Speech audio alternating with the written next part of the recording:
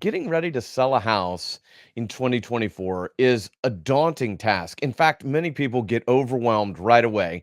First things first, your house has got to be clean. And I know you're saying, oh my gosh, duh. Like, I know my house needs to be clean.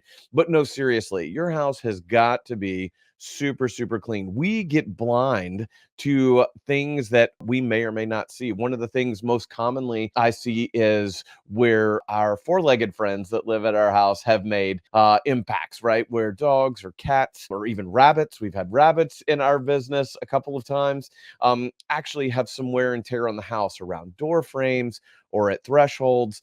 And that's a place that buyers will see that we may not see because we live there every single day. And so having a professional come through and do a deep, deep clean and doing all the special things. One of our particular tips is we actually tell clients to go through and clean out, the big square air returns that are throughout the house. They're always dusty, and very few people change their filters frequently, and nobody cleans behind the filter into the ducts. And so that's a really good tip that we share with folks to go that extra mile to really show that future buyer how great of care you've taken to bring your home to market, and how good of care you've taken of the house in your ownership of it. So next, declutter. Now you hear all kinds of different things. We hear all kinds of different things when we're meeting with sellers about, do I have to have my house completely depersonalized?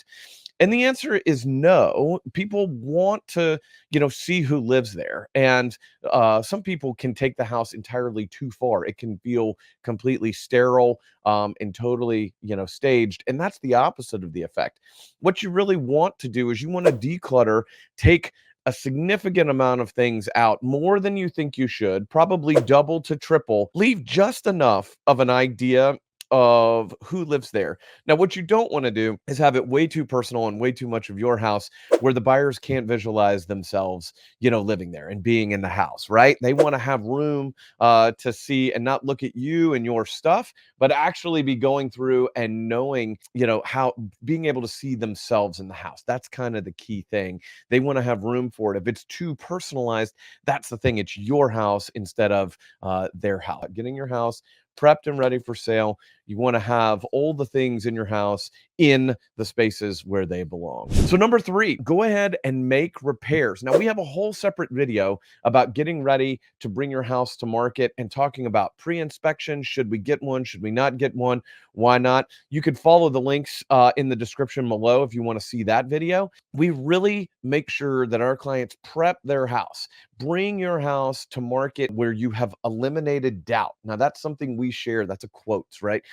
Eliminate doubt about the house. So you want to make sure you prep the outside, right? Because the showings actually start as people approach and they're looking for the sign in the yard and the mailbox and the approach to the house. And we're going to talk about that a little bit later as one of our other keys to getting your house ready to sell. Whatever it may be, seasonality, right? If you're going into the spring and you haven't de-winterized everything, you want everything brought back and ready for full swing of spring and summer, or just vice versa. You don't want pool inflatables out in February in our part of the world anyway. You may be in a market where it's seasonal and you want that all the time, but otherwise, if it's February in our market and you've got a inflatable like out in the yard or on the pool deck, that leads towards buyers starting to think, I wonder what else they didn't put up or haven't taken care of.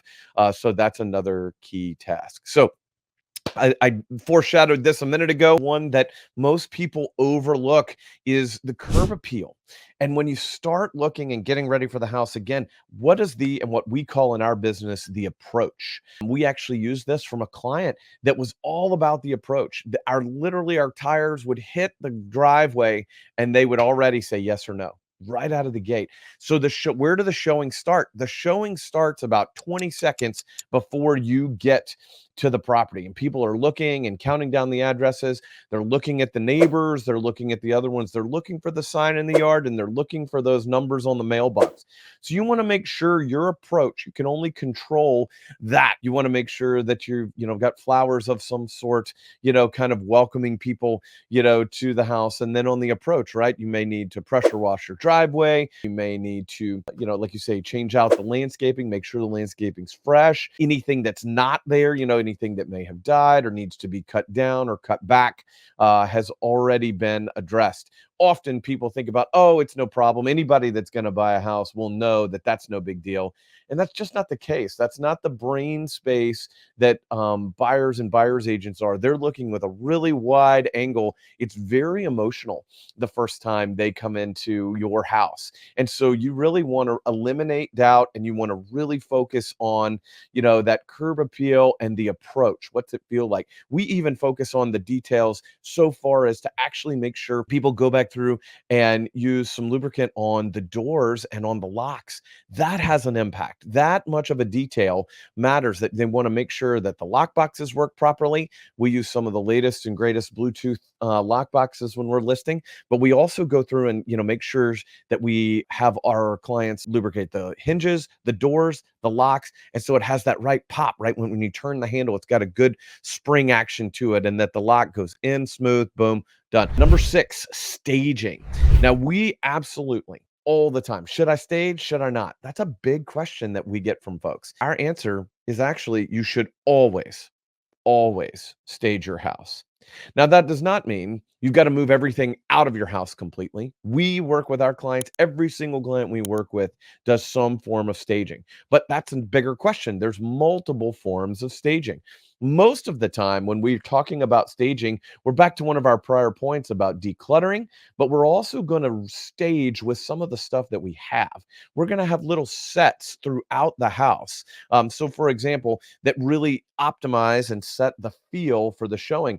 We'll have people set up in the kitchen. Often we'll have a little vignette set out where they'll have a book propped open to one of their favorite recipes or chocolate chip cookies or things like that. Another tip that we have is we make sure we've got some kind of refreshment out in the house, and even little tent cards with notes on it. So when we're talking about staging, that's part of it. If it's in the peak of summer, we have clients get this is everyone has this, right? They can get ice out, put it in a bowl, and put 4 to 6 ice waters in it, and just take a index card and go, hey, thanks for seeing our house. Please have a drink and enjoy the showing. What a great thing, right? If they've been out on 5 or 6 or 8 showings, and they've been back to back, and they haven't had time to stop, or they just flew in today, we get that all the time, that people fly in just for a few hours.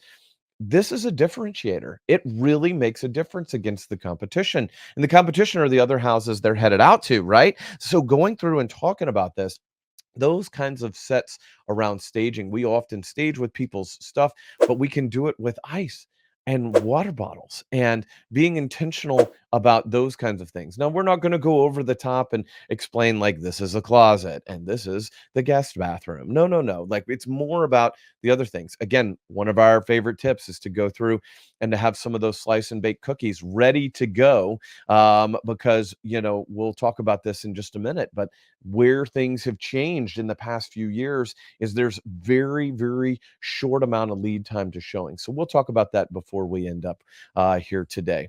So another thing that we work on that is a key thing that has changed. I can't believe we still are talking about this, but we see it every single week. High quality video and high quality photos of listings are absolutely critical. We've seen NAR studies as high as 400% increased traffic with listings with video and high quality pictures over the ones that didn't have it. And I'm telling you all, every single week we show and see houses coming to market that have been shot with iPhones or only have 1 or 2 pictures or don't have enough. And I'm telling you, for sure, this is a key factor. You want to make sure your house is staged and photographed and optimized, because that is where everyone is starting. Over 90% of people start on the internet and are looking at it and qualifying or disqualifying it before you ever even know, before we as real estate professionals even know that they're looking at it. So this is a critical step of making sure you're using the right high quality and optimized for all the different portals that are out there. That's another key factor.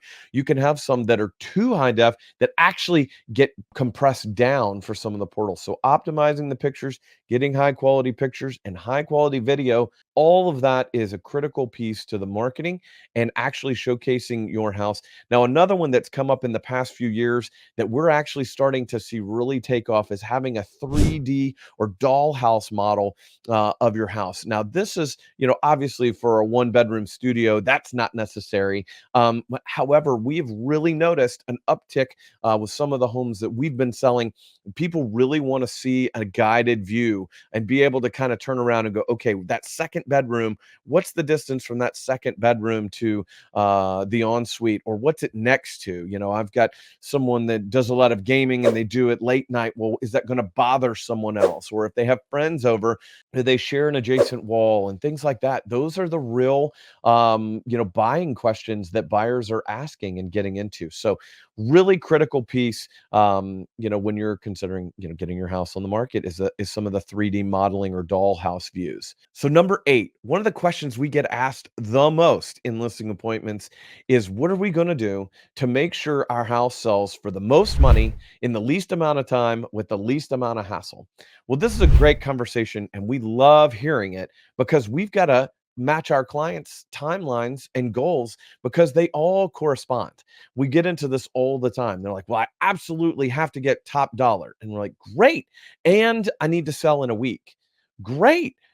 Those two things have impact. They have absolutely have impact. And we've got to look at where the market is to be positioned. So every individual conversation, there's not a general answer to this. And they say, look, I've got to have $1 million for my house and I don't care how long it takes. Fantastic. We can do that for sure. Even if it takes 15 years to reach that goal, we can. We'll do a 15-year listing agreement with somebody. But the reality is, usually there is a time horizon and there is a financial horizon. And then we also have the least amount of hassle. When is the house going to be available to show? Is it completely empty, or are there only certain amount of times? And in different situations, each one of these has direct impact on the ultimate experience and the ultimate value of the property and the time. The money and the time is also valuable, not just the dollars. So all these have direct impact on the process. So we make sure, number 9, that our houses are always show ready.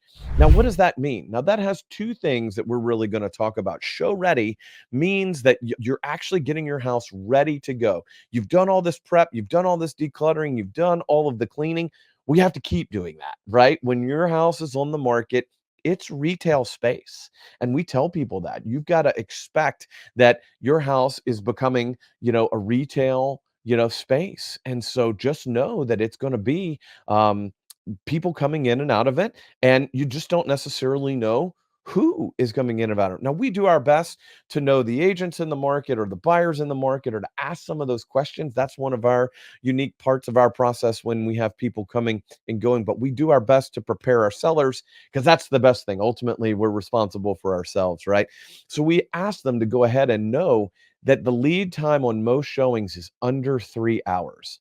Now, that may be a surprise to you. That's a new thing that's happening in the market, that the lead time, average lead time we know in advance of a showing is about 3 hours. So you know what that means? That means you've got to be ready no matter what. You got to get up, get dressed, make the bed, get the house completely set and staged, show ready, just in case, because you may head out the door at 9 o'clock and only be gone for a few hours, but a showing's going to pop up at 11:30, and we've got to be ready. So ready, what's show ready?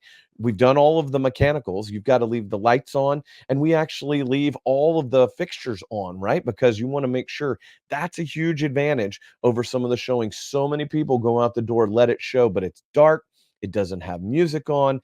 It doesn't have, the soft jazz playing, and you just don't know. It has a different impact. It doesn't have the smells and the cookies, right? Having the cookies going. No, who walks into a house anytime 12 months out of the year with a house that smells like chocolate chip cookies? Listen, I mean, that is a homey feeling, right? You want to stay there. And I know for sure in my career that sliced chocolate chip cookies have actually sold at least 3 houses, warm, fresh on the plate, saying, please have one. 3 houses in my career for sure. So as we wrap things up here, this was a lot. Right? Maybe more than you expected. And if you did and you got any value out of what we've shared with you today, please take the chance to subscribe so we can stay in touch with you, whether you need us 6 days or 6 months from now. We'd love to stay in touch and earn the opportunity to be your agent in Middle Tennessee. And maybe if you're not looking in Middle Tennessee, we can connect you through our agent network across the country. And that's one of the advantages that we have, that we're really invested in that. So I hope you have had some great value. But most importantly, our 10th point that we don't want you to get away without hearing is this is a lot of information and it can seem overwhelming. And don't get overwhelmed. Right? We've all been there and you're like, wow, there's a whole lot of things. Where do we start? Well, we start, right? We just get started and we start where we can, with what we can, with the time that we have. So, don't let this overwhelm you. But I really hope you've learned that each one of these steps might seem minor. And as a seller, you may go, that's not a big deal to oil the hinges, but it absolutely is. And hopefully we've pointed some of that out to you, and you're starting to see some of the tips that we share to getting your home ready for 2024. Again, my name is Alex Brandaw, and I'm your friend in real estate in Nashville. It'd be my honor to help you or anyone you know in 2024 getting their home ready to sell. And if you have a specific question or specific market question, we'd love to hear from you too. Thanks for joining us. And until we connect again, keep on keeping on.